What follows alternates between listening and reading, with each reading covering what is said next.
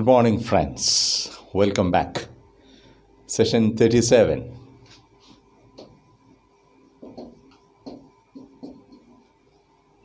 Our topic today is the subject and its meaning.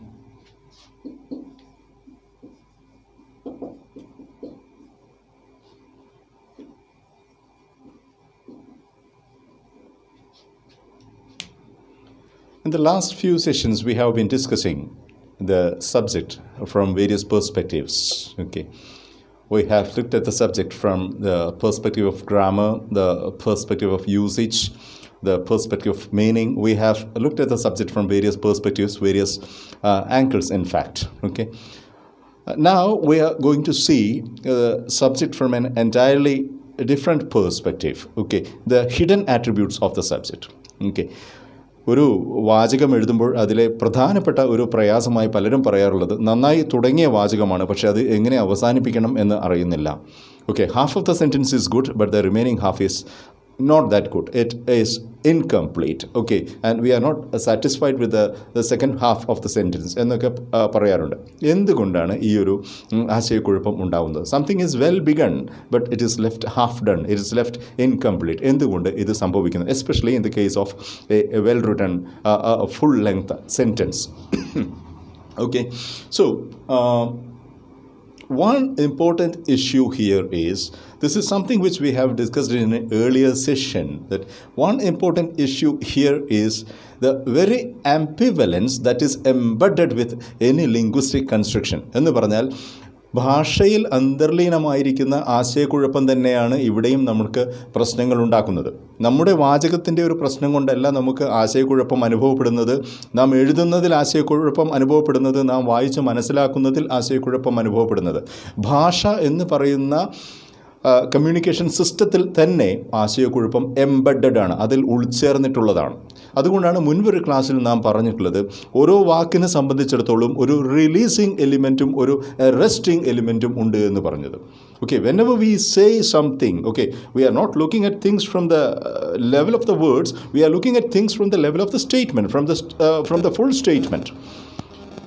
വാക്കിൻ്റെ കാര്യത്തിൽ നാം പറയുന്നില്ല, വാക്കിലും ഉയർന്ന ഒരു തലത്തിൽ, വാചകത്തിൻ്റെ തലത്തിൽ നോക്കിക്കഴിയുകയാണെങ്കിൽ ഓരോ വാചകത്തിലും, ഓരോ സ്റ്റേറ്റ്മെൻറ്റിലും, ഓരോ പ്രസ്താവനയിലും ഒരു സ്റ്റേറ്റ്മെൻറ്റ് എന്ന് പറയുന്ന ഒരു ഫുൾ ലെങ്ത് വാചകത്തിൽ എന്തൊന്നാണോ റിലീസ് ചെയ്യുന്നത്, എന്തെന്നാണോ പ്രകടിപ്പിക്കുന്നത്, അത്രയും ഭാഗം തന്നെ, അല്ലെങ്കിൽ അതിൻ്റെ ഓപ്പോസിറ്റായിട്ടുള്ള ഒരു ഭാഗം തന്നെ പ്രകടിപ്പിക്കാതെ ഇരിക്കുന്നുണ്ട്.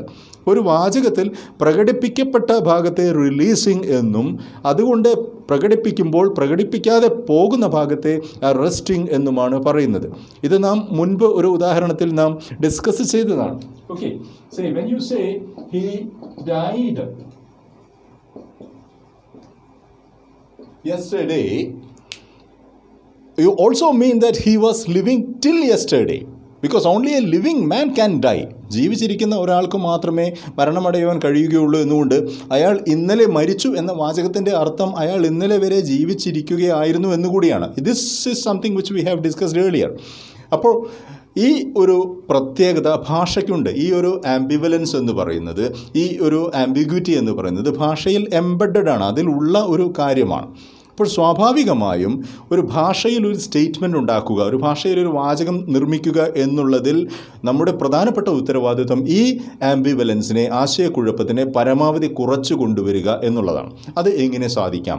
ഇത് സാധിക്കണമെങ്കിൽ നാം എഴുതുന്ന വാചകത്തിൻ്റെ സബ്ജക്റ്റ് പാർട്ട് ക്ലിയർ ആയിരിക്കണം. അത് എങ്ങനെ ക്ലിയർ ആവും, അതിനെ എങ്ങനെ ഒരു പെർഫെക്റ്റ് ആക്കാം, അതിനെ എങ്ങനെ കൃത്യമായി സ്പെസിഫൈ ചെയ്യാം എന്നുള്ളതാണ് നാം ഇവിടെ പരിശോധിക്കുന്നത്. I think I shall begin with funny tale which I have come across some time back. ഒരു കഥ പറഞ്ഞുകൊണ്ട് ഈ ഒരു വിഷയത്തിലേക്ക് വന്നാൽ അത് കൃത്യമായി മനസ്സിലാവുമെന്ന് തോന്നുന്നു. ഈ കഥ ഇതാണ്. മദ്യപാനത്തിന് വളരെ കുപ്രസിദ്ധി ആർജിച്ച ഒരു മനുഷ്യനുണ്ടായിരുന്നു, ഒരു മുഴുക്കുടിയനുണ്ടായിരുന്നു.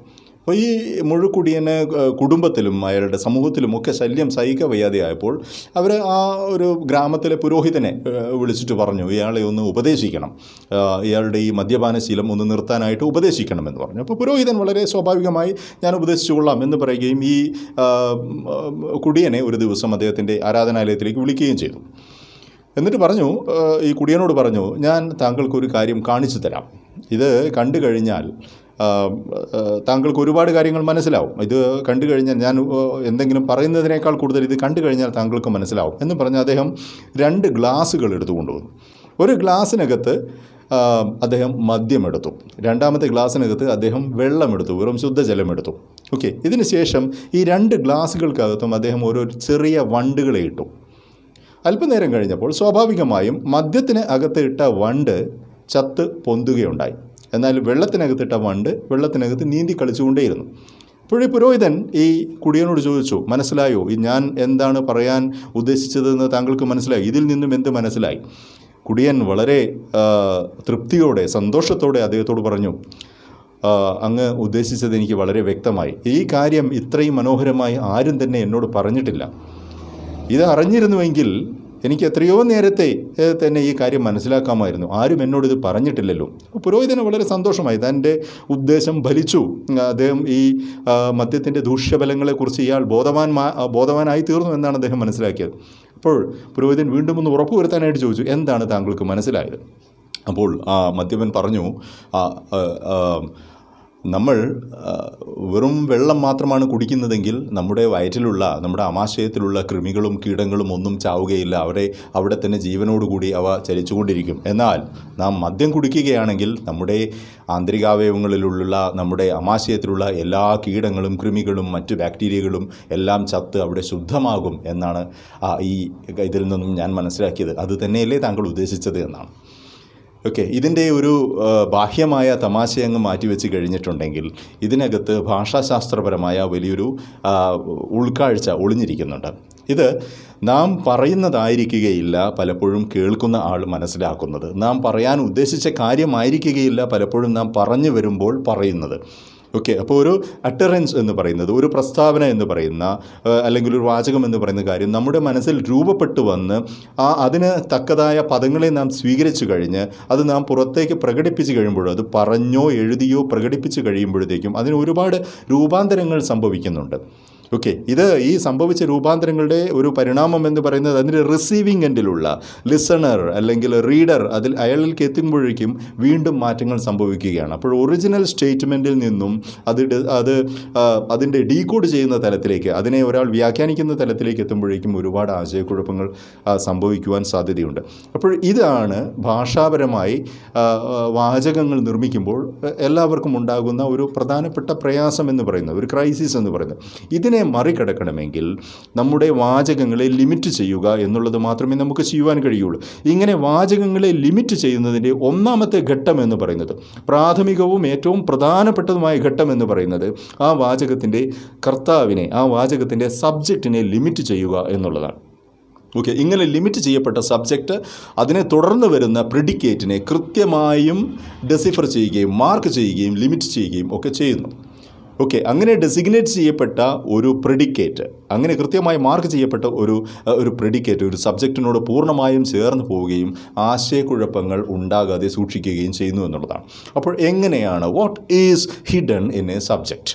ഓക്കെ, ഒരു വാചകത്തിൻ്റെ കർത്താവ് എന്ന് പറയുന്നതിൽ ഹിഡൻ ആയിരിക്കുന്ന എലിമെൻറ്റ് എന്താണ്, അതിനെ എങ്ങനെ നമുക്ക് മനസ്സിലാക്കാം എന്നുള്ളതാണ്. Okay, I'm going to give you a few examples. Let us look at a simple one first. Okay, I say John is unhappy. ഈ വാചകം പൂർണ്ണമാണ്. ഓക്കെ, പക്ഷേ ഈ വാചകം പൂർണ്ണമാകുന്നത് ഇത് എഴുതിയ ആൾ എന്നുള്ള രീതിയിൽ, ഇതിലെ ആശയം വിനിമയം ചെയ്ത ആൾ എന്നുള്ള രീതിയിൽ ഇത് പൂർണ്ണമാണ് എന്ന് ഞാൻ പറയുന്നത് ഇതിൻ്റെ ലിസണർ ഞാൻ ഉദ്ദേശിച്ച അർത്ഥം തന്നെ ഇതിൽ നിന്നും ഡീകോഡ് ചെയ്തെടുക്കുമ്പോഴാണ്, വായിച്ചെടുക്കുമ്പോഴാണ്. അപ്പോൾ ഇതിനകത്ത് എന്താണ് ഉദ്ദേശിച്ചിട്ടുള്ളത് എന്നുള്ളത്, ഈ ജോൺ ആരാണ് എന്നുള്ളത് പറയുന്ന എനിക്ക് മാത്രമേ അറിയാവുകയുള്ളൂ. Okay, the listener doesn't know who this John is. അതുകൊണ്ട് I need to be fully conscious of, I need not say this, but I need to be fully conscious of about which John I am speaking. I am speaking about one particular John who is dissatisfied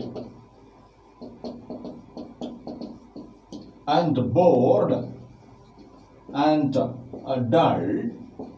Okay, I'm speaking of a dissatisfied, bored and dull and spent John who is unhappy. Okay, only when I'm sure of a particular John who is all this, I can confidently say I'm speaking of one person who is unhappy. ഇത്തരത്തിലുള്ള ഒരു ജോണിനെ കുറിച്ചാണ് ഞാൻ പറയുന്നത് എന്നുള്ളത് എൻ്റെ മനസ്സിൽ കൃത്യമായൊരു ധാരണയുണ്ടെങ്കിലേ ഈ ജോണിനെ ഞാൻ ഇവിടെ ലിമിറ്റ് ചെയ്യുന്നുള്ളൂ. ഇതിനെ തുടർന്നും അല്ലെങ്കിൽ ഇതിനു മുൻപും ഞാൻ എഴുതിയിരിക്കുന്ന വാചകങ്ങളുടെ തുടർച്ച ഇതിന് കിട്ടണമെങ്കിൽ ഈ ജോണിനെ ഞാൻ ആദ്യം മുതലേ പിന്തുടരേണ്ടിയിരിക്കുന്നു. I should have followed this particular subject from the very beginning. Okay, this is a constructive work which is being undertaken. Okay, when I'm constructing a sentence. അപ്പോൾ ഇത് നമ്മളിവിടെ പറയുന്നില്ല. ജോണിനെ കുറിച്ച് പറയുമ്പോൾ John is dissatisfied, John is board and John is dull എന്നൊന്നും നാം പറയുന്നില്ലെങ്കിലും ഇത്തരത്തിലുള്ള ഒരു ജോണിനെ സ്പെസിഫൈ ചെയ്ത് നമ്മുടെ മനസ്സിൽ സ്പെസിഫൈ ചെയ്തതിന് ശേഷമാണ് നാം ജോൺ ഈസ് അൺഹാപ്പി എന്നുള്ളൊരു സ്റ്റേറ്റ്മെൻറ്റിലേക്ക് എത്തുന്നത്. Okay, we shall see a few more examples which will clarify this idea. Okay.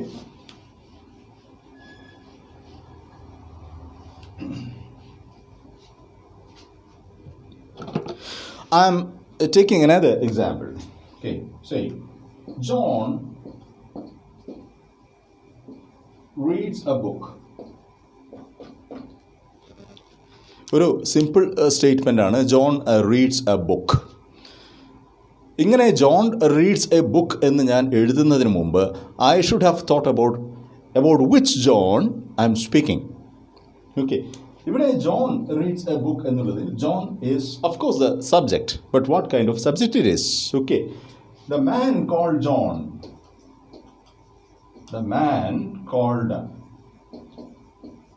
John reads a book.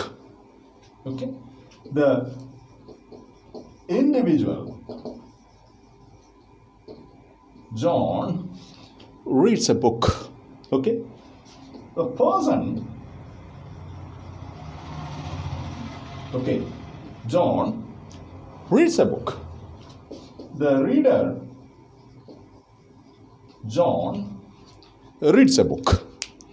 അപ്പോൾ ഇത് തുടക്കത്തിൽ നമുക്ക് ഇത് ഒരു അനാവശ്യമായ ഡ്യൂപ്ലിക്കേഷനാണ് സബ്ജക്റ്റിൽ നിന്ന് നമുക്ക് തോന്നാമെങ്കിലും ഇവിടെ ജോൺ എന്നുള്ളത് ഒരു സിംഗിൾ വേർഡ് ആയതുകൊണ്ടും ഒരു പ്രോപ്പർ നൗൺ ആയതുകൊണ്ടും and the very word is communicating so many things in to our mind എന്നുള്ളത് കൊണ്ടും this appears to be apparently very simple. ഇതൊരു വളരെ ലളിതമായ സ്ട്രക്ചറായി നമുക്ക് തോന്നാം.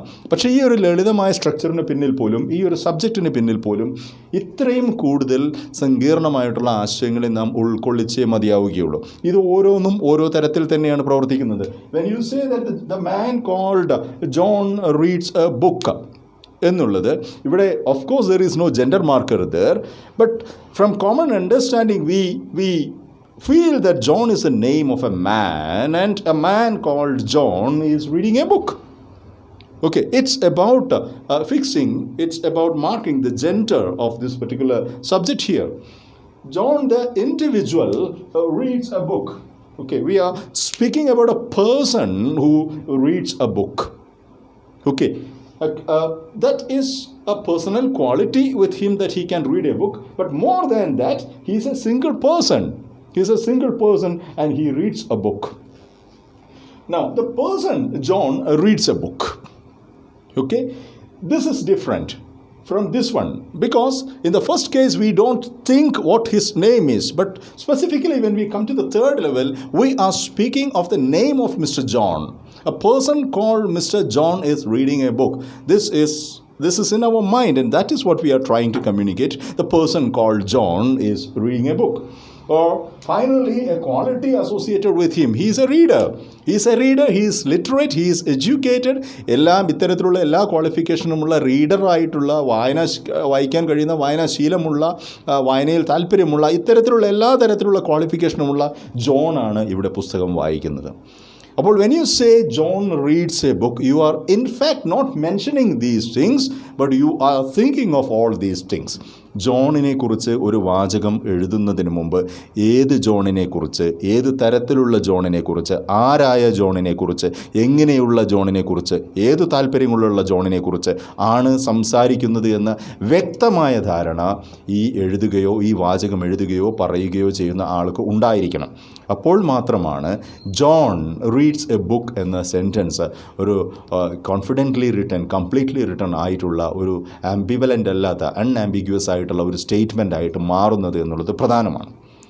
Okay, we shall try this with another example. Okay, let us look at this.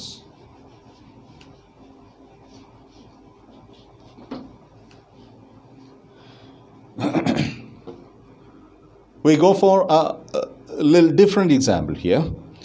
In an earlier class, I have told you that any part of speech can come as a subject of a sentence. ഇത് നാം നേരത്തെ കണ്ടതാണ്. Parts of speech എന്ന് പറയുന്ന 8 യൂണിറ്റ്സിൽ ഏത് പാർട്ടിന് വേണമെങ്കിലും ഒരു വാചകത്തിൻ്റെ കർത്താവായി, സബ്ജക്റ്റായി വരാമെന്നുള്ളത്. അങ്ങനെ വരുന്ന സമയത്ത് ഉപയോഗിക്കുന്ന വാക്കുകൾ പലതും ആ വാക്കുകളുടെ അക്ഷരാർത്ഥത്തിലുള്ള അർത്ഥത്തിലല്ല, ലിറ്ററൽ മീനിങ്ങിലല്ല നാം എടുക്കുന്നത്. അവയുടെ ഒരു സ്റ്റേറ്റസ്, നൗൺ എന്നുള്ളൊരു സ്റ്റേറ്റസിനെയാണ് എടുക്കുന്നത് നാം മുൻ പറയുകയും ചെയ്തിട്ടുള്ളതാണ്. Let's go to an earlier example which we have discussed from a different angle, right? Say, look at this one. This is an interesting example. I have come across this one. But is a coordinating conjunction.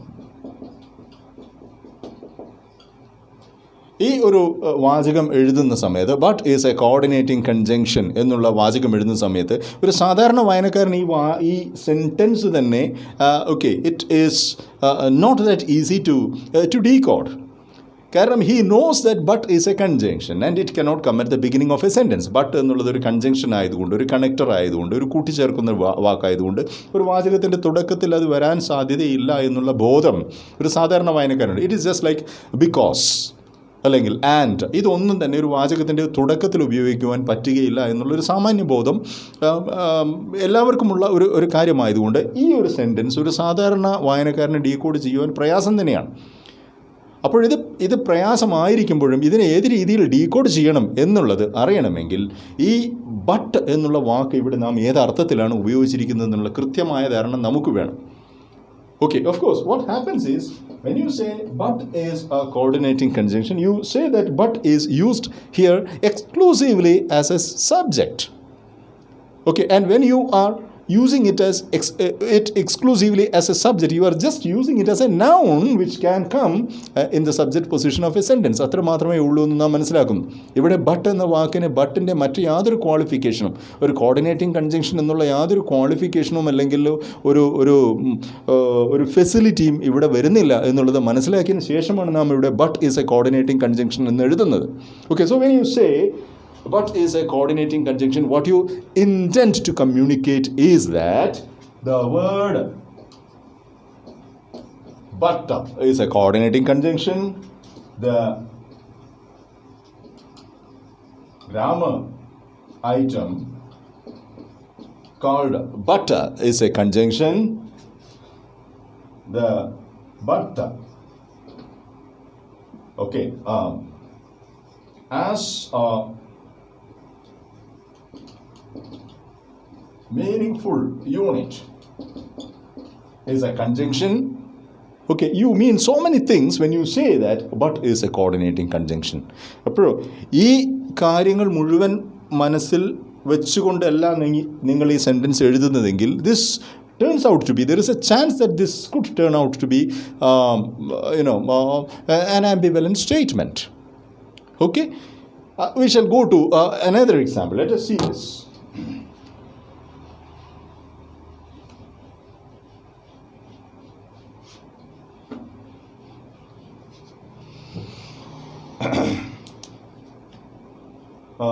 Say the elections are just over, so let us have an example with an election. Okay,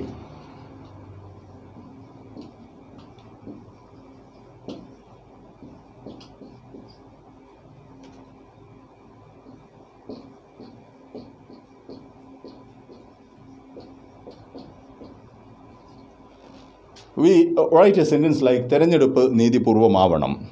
Okay, of course ഏത് തിരഞ്ഞെടുപ്പ് എന്നുള്ളത് ഇവിടുത്തെ subject തന്നെയാണ്. ഏത് തിരഞ്ഞെടുപ്പ് നീതിപൂർവമാവണം എന്നാണ് നാം ഉദ്ദേശിക്കുന്നത്? എല്ലാ തിരഞ്ഞെടുപ്പുകളും നീതിപൂർവമാവണം എന്ന് നാം ഇവിടെ ഉദ്ദേശിക്കുന്നില്ല എന്നുള്ളതാണ് വാസ്തവം. Okay, so when you say this particular sentence, look at this.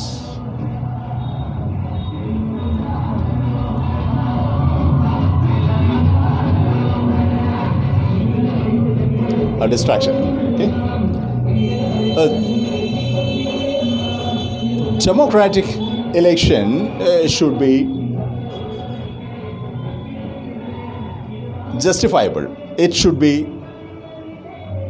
having some justice about it.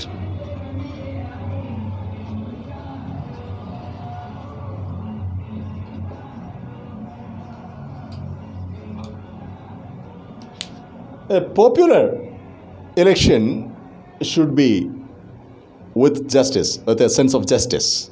Okay.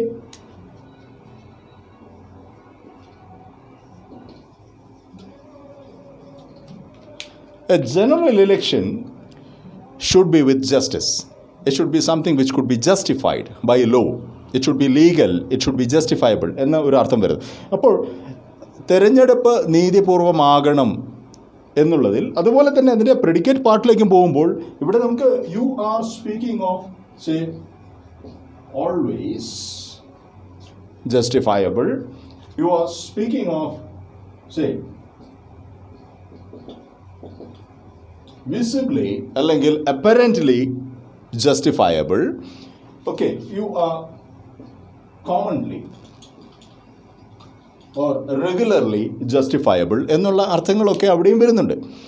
അപ്പോൾ തിരഞ്ഞെടുപ്പ് നീതിപൂർവമാവണം എന്ന് പറയുമ്പോൾ ഏത് തരത്തിലുള്ള തിരഞ്ഞെടുപ്പ് ഏത് തരത്തിൽ നീതിപൂർവമാവണം എന്ന് കൃത്യമായി മനസ്സിലാക്കിക്കൊണ്ട് അതിനെ ലിമിറ്റ് ചെയ്തുകൊണ്ട് എഴുതുമ്പോഴാണ് ഈ വാചകം ഇതിന് മുൻപേ ഉള്ള വാചകങ്ങളും ഇതിന് പുറകെയുള്ള വാചകങ്ങളുമായി ബന്ധപ്പെടുമ്പോൾ അർത്ഥപൂർണമായി മാറുന്നത്. Okay, this is A constructive kind of process. ഇത് ഒരു വാചകത്തിൻ്റെ തലത്തിൽ മാത്രം ഒതുങ്ങി നിൽക്കുന്ന ഒന്നല്ല. അത് അതിൻ്റെ ഉപരിഘടനയും അതിൻ്റെ അധോഘടനയും ഇതിനെ സ്വാധീനിക്കുന്നുണ്ട്. ഒരു വാചകത്തിൻ്റെ ഉപരിഘടനയും അതിൻ്റെ അധോഘടനയും ഇതിനെ സ്വാധീനിക്കുന്നു. അതിൻ്റെ സർഫസ് സ്ട്രക്ചറും അതിൻ്റെ ഡീപ്പ് സ്ട്രക്ചറും ഇതിനെ ലിമിറ്റ് ചെയ്യുന്നുണ്ട് എന്നുള്ളതാണ്. അടുത്ത തലത്തിൽ നാം നൗൺ ഫ്രേസ് എന്ന ഒരു ഘട്ടത്തിലേക്ക് പോകുന്ന സമയത്ത് we will look in detail into this particular phenomena. Okay, ഇപ്പോൾ ഇത്രയും നമ്മൾ എടുത്തിട്ടുള്ള എക്സാമ്പിൾസിൻ്റെ മുഴുവൻ പ്രത്യേകത നമ്മുടെയൊക്കെ സബ്ജക്ട്സ് എന്ന് പറയുന്നത് ഒരു സിംഗിൾ ഐറ്റം ആയിട്ടാണ് നമ്മൾ എടുത്തിട്ടുള്ളത്.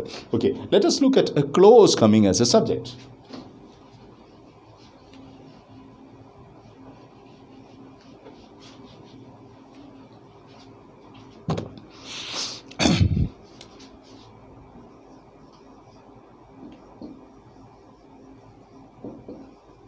Who speaks the truth, say, is brave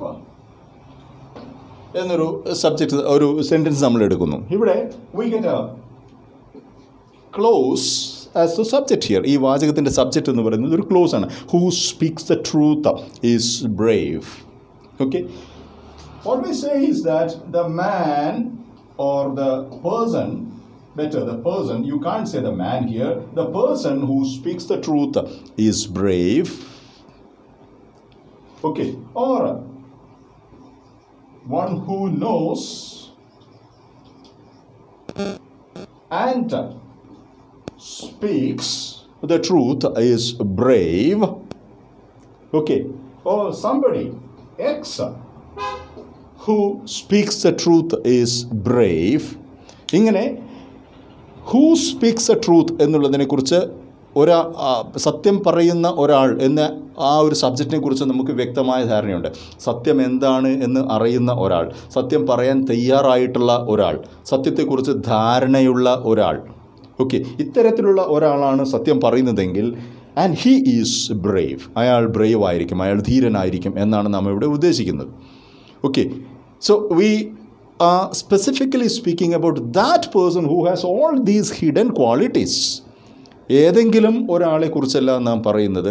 സത്യം പറയുന്നു എന്നുള്ളത് കൊണ്ട് മാത്രം അയാൾ ക്വാളിഫൈഡ് ആവുന്നില്ല. ഒരു സബ്ജക്റ്റ് എന്നുള്ള രീതിയിൽ അയാൾ ക്വാളിഫൈഡ് ആവുന്നില്ല. ഒരു വാചകത്തിൻ്റെ കർത്താവ് എന്നുള്ള രീതിയിൽ അയാൾ ക്വാളിഫൈഡ് ആവുന്നില്ല. അത്തരത്തിൽ അയാൾ ക്വാളിഫൈഡ് ആവണമെങ്കിൽ ഈ എല്ലാ ഹിഡൻ കണ്ടീഷൻസും അയാളിൽ വെരിഫൈഡ് ആയിരിക്കണം, അയാളിൽ റെഗുലേറ്റഡ് ആയിരിക്കണം. Okay, അപ്പോൾ the man or the person who speaks the truth is brave, or a person called X, he is brave, and the one who knows the truth and who is prepared to speak the truth is brave എന്നുള്ള meaning എല്ലാം അതിനകത്ത് വരും. ഇതിൽ നിന്നും നാം എത്തുന്നൊരു conclusion എന്താണെന്ന് വെച്ചിട്ടുണ്ടെങ്കിൽ, the writing of a subject at every level, at the different levels of its processing, at every level is involving the deciphering of the status of that particular concept variously. Okay, എന്ന് പറയുകയാണെങ്കിൽ let us look at this.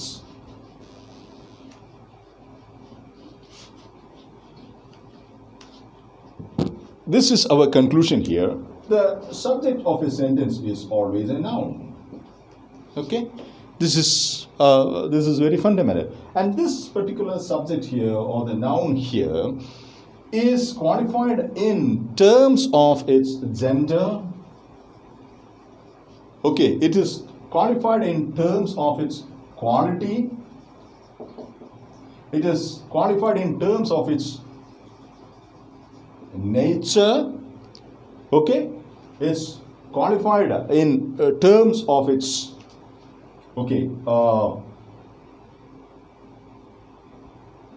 name. ഇതിൽ നാം മനസ്സിലാക്കുന്നത്, ഒരു വാചകത്തിലെ subject എന്ന് പറയുമ്പോൾ ആ കർത്താവിനെ, ആ സബ്ജക്റ്റിനെ അതിൻ്റെ ജെൻഡറിൻ്റെ അടിസ്ഥാനത്തിലും അതിൻ്റെ ക്വാളിറ്റിയുടെയും അതിൻ്റെ നേച്ചറിൻ്റെയും അതിൻ്റെ നെയിമിൻ്റെയും ഒക്കെ അടിസ്ഥാനത്തിൽ നാം ഡെസിഫർ ചെയ്തതിന് ശേഷമാണ് ഇതിനോടുകൂടെ ഒരു പ്രെഡിക്കേറ്റ് കൂട്ടിച്ചേർത്ത് ഒരു സെൻറ്റൻസ് ആക്കി മാറ്റുന്നത് എന്നാണ്.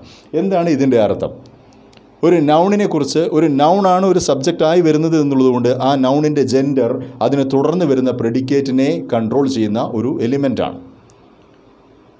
ഓക്കെ, അതുപോലെ ആ നൗണിൻ്റെ ക്വാളിറ്റി എന്ന് പറയുന്നത് അത് പ്രോപ്പറാണോ അതോ അത് കോമൺ ആണോ എന്നുള്ള ആ ഒരു ക്വാളിറ്റി എന്ന് പറയുന്നത് അതിനെ ഡെസിഫർ ചെയ്യുന്ന മറ്റൊരു ഘടകമാണ്. അതിൻ്റെ നേച്ചർ, അതിൻ്റെ സ്വഭാവം എന്ന് പറയുന്നത്, ഈ നൗൺ എന്ന് പറയുന്ന അമൂർത്തമായ ഒരു കാര്യത്തെക്കുറിച്ചാണോ നാം സംസാരിക്കുന്നത്, അതോ കോൺക്രീറ്റായ റിയലായ ഒരു കാര്യത്തെക്കുറിച്ചാണോ നാം സംസാരിക്കുന്നത് എന്നുള്ളത്, ആ നാമത്തിൻ്റെ ഈ ഒരു ക്വാളിറ്റി എന്ന് പറയുന്നത് അതിനെ തുടർന്ന് വരുന്ന പ്രെഡിക്കേറ്റിനെ ബാധിക്കുന്നതാണ്. അതുപോലെ അതിൻ്റെ പേര് എന്ന് പറയുന്നത്, നാം അതിനെ സ്പെസിഫൈ ചെയ്യുന്നു, അതൊരു പ്രോപ്പറായ കാര്യമാണ് എന്ന് നാം സ്പെസിഫൈ ചെയ്യുന്നുണ്ടെങ്കിൽ ആ നൗണിൻ്റെ, അതായത് ആ നൗണായി പ്രവർത്തിക്കുന്ന ആ നൗൺ ഒരു സബ്ജക്റ്റായി പ്രവർത്തിക്കുമ്പോൾ ആ നൗണിൻ്റെ പേര് എന്ന് പറയുന്നതും നമുക്ക് പ്രധാനമാണ്. ഓക്കെ, അപ്പോൾ ഇത്തരത്തിലുള്ള നിരവധി മുൻധാരണകൾ അടിസ്ഥാനപ്പെടുത്തിയാണ് നാം ഒരു സബ്ജക്റ്റിനെ സൃഷ്ടിക്കുന്നത് എന്നാണ് ഇതിൽ നിന്ന് നാം എത്തുന്ന നിഗമനം എന്ന് പറയുന്നത്. അപ്പോൾ ഒരു വാചകം എഴുതുമ്പോൾ അതിൻ്റെ ആദ്യ ഭാഗം എളുപ്പമാണ്, അതിൻ്റെ അവസാന ഭാഗം പ്രയാസമാണ് എന്ന് പറയുമ്പോൾ, അല്ലെങ്കിൽ അതിനെ പൂർത്തീകരിക്കാൻ പ്രയാസം നേരിടുന്നു എന്ന് പറയുമ്പോൾ ഇവിടെയാണ് നാം ശ്രദ്ധിക്കേണ്ടത്. Okay, had we been fully conscious of, had we been fully aware of how we had begun the sentence, okay, how we had managed the subject, there wouldn't have been any confusion regarding the second part of, the ending part of the sentence. Okay, that much for the day. Thank you.